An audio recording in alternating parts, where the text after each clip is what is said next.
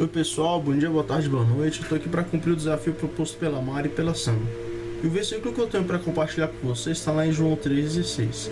Ele diz o seguinte: porque Deus amou o mundo de tal maneira que deu seu Filho unigênito, para que todo aquele que nele crê não pereça, mas tenha vida eterna.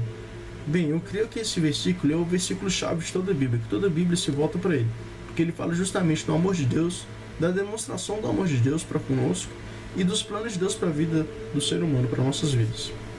Bem, o amor de Deus ele não se limitou apenas em palavras, ele não se limitou apenas em dizer eu te amo, como muitas vezes a gente observa hoje em relacionamentos, onde a pessoa só diz eu te amo e muitas vezes não tem aquela atitude prática de demonstração do amor, de demonstração do afeto. E Deus não se limitou a isso, Deus não se limitou apenas a Deus amou o mundo, não. Deus amou o mundo de tal maneira que deu seu Filho unigênito. Ele demonstrou através da doação, da entrega do bem mais precioso que ele possui, do bem mais precioso que ele possuía, que é o Filho dele. Ele não se limitou, ele não negou a entregar ele por amor a nós. Ele mostrou o amor dele para conosco.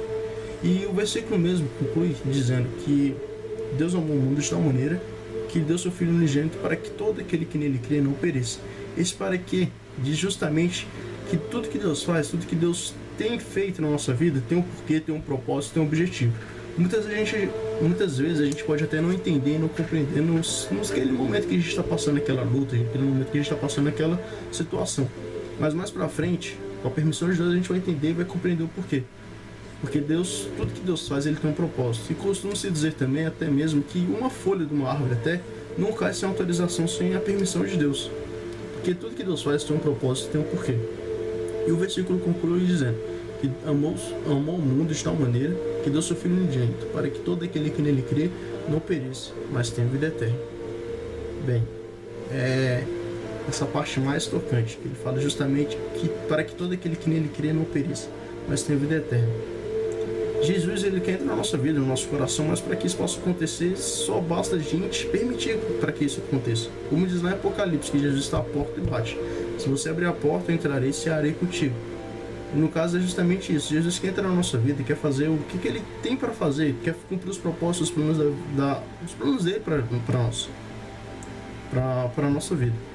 Mas para que isso seja cumprido, para que isso possa vir a ser feito, tem que ter a nossa permissão, tem que ter a nossa autorização. Bem, eu quero compartilhar outro versículo que está lá em Romanos 12, do versículo 1 ao 2.